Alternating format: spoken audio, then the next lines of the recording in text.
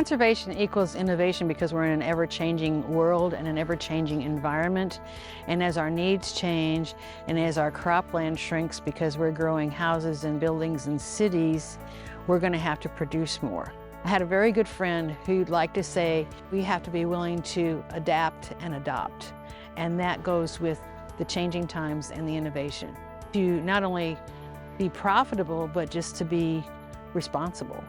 You know, the idea of conservation is filter strips to filter out the excess nutrients. Conservation is grid sampling and not over-applying. You know, conservation is keeping residue on the ground. I think a combination of storing the moisture in the soil, raising the organic matter in the soil, those are all things that help. If we have excessive erosion rates, we lose the benefits that we're trying to get to. I think the key is come up with ideas to keep your soil on your farm, follow your nutrient contents, and make decisions based on facts. We here at Valent are very excited to be partnering with America's conservation ag movement.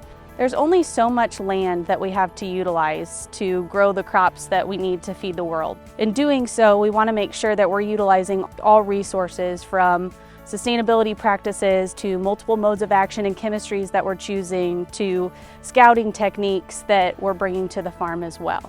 I think one of the leading technology companies in agriculture today says the 7 most expensive words in agriculture is we've always done it that way.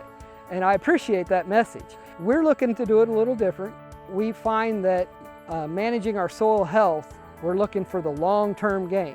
There are some short-term consequences, and oftentimes when you adopt a new system, there's both growing pains, there's management struggles, and there can be economic struggles in the first few years.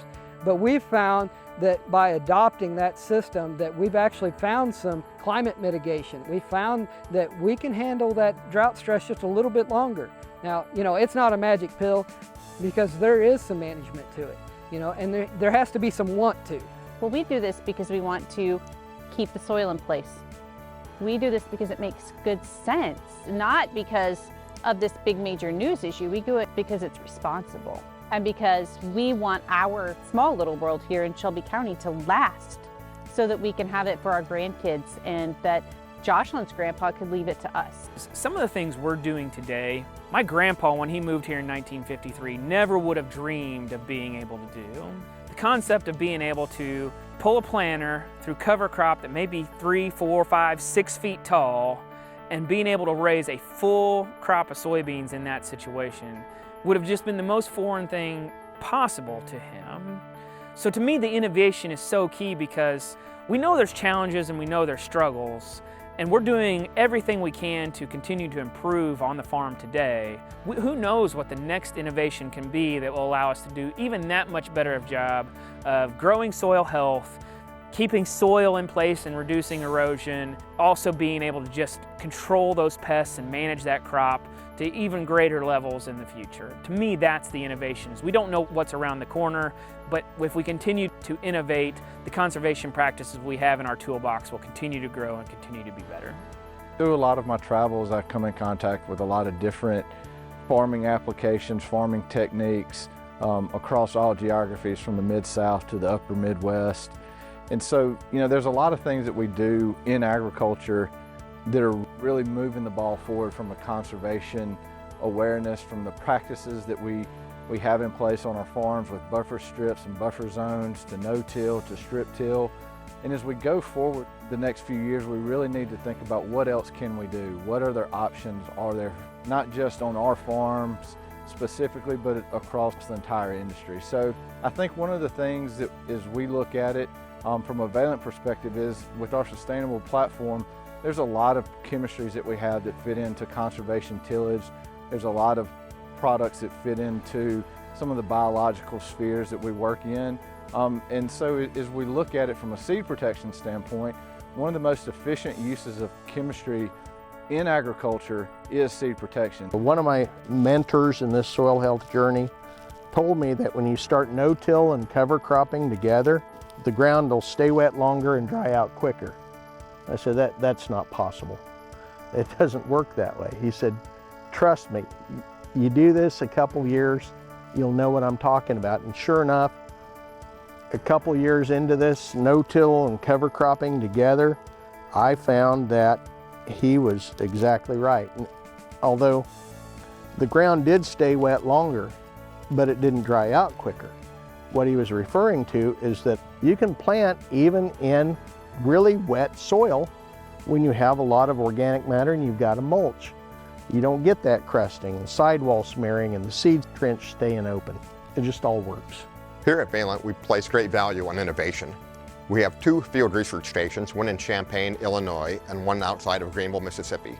In both of these locations, we do work with fungicides, herbicides, insecticides, seed treatment, and PGRs. We also have a laboratory facility in San Ramon, California, where we do an awful lot of work on formulation development and a lot of our analytical work. We can't do the things that we do without all of the technology that we have. You know, I think about all the high-level monitoring systems and tracking systems and the way that we check everything, and we can, one, validate our choices, and we can see the science behind what we're doing. And so the things that we're doing naturally almost seem to make more sense because we can see the science that goes with it. That's something that I think conservation is starting to look at and starting to do a better job, is measuring what we're doing, whether it's a nutrient runoff issue, whether it's a soil erosion issue, whether it's carbon sequestration. You know, we're starting to work with some of the companies that are doing the work with carbon sequestration, and I'm all about paying farmers for doing things. Absolutely, if it makes sense and if there's a benefit to the environment, let's incentivize it. But let's measure that, and let's not forget those early adopters that have been doing it for a long time. And so let's see, you know, what are they doing right? Let's reward them for doing that, and then if somebody's interested in stepping into it, like what we've been doing for a long time, let's help incentivize them to get there. So I think one of the biggest and most important things that we did is we never went wild with the scope and the size of what we were trying to do. We always try to start it on a smaller scale. For instance, the first year we tried cover crops, we picked one field, 80 acres. We spread cereal rye on it. Then we sprayed it, burned it down in the spring, and just planted the beans straight into it. And that worked really, really well. What impresses me most about today's farmers is that they're really focused on how they can improve their soil. A lot of these farms have been around for decades, and I'm always impressed with the innovations that they're looking at doing. And as you go, there's even more innovation that's coming. And those farmers today are looking at ways they can improve that soil so they have more longevity for their kids and grandkids into the future. Anytime you're changing what you're doing, you're changing your direction, you need to commit. And realize that it's a long-term process. How many people will exercise for a day, say, well, that exercise, that just doesn't work for me. I did it and all that happened to me was I got sore. I'm never doing that again. I learned my lesson. But that's the way people approach no-till and cover crops. It's not a one-year yield punch that we're after. It's long-term improvement of soil. I would hope that our children and our grandchildren, as they move on in their lives and their decisions on or off the farm, will remember our efforts to protect the water and the air and do things responsibly, and leave a legacy that allows for agriculture to continue and to grow.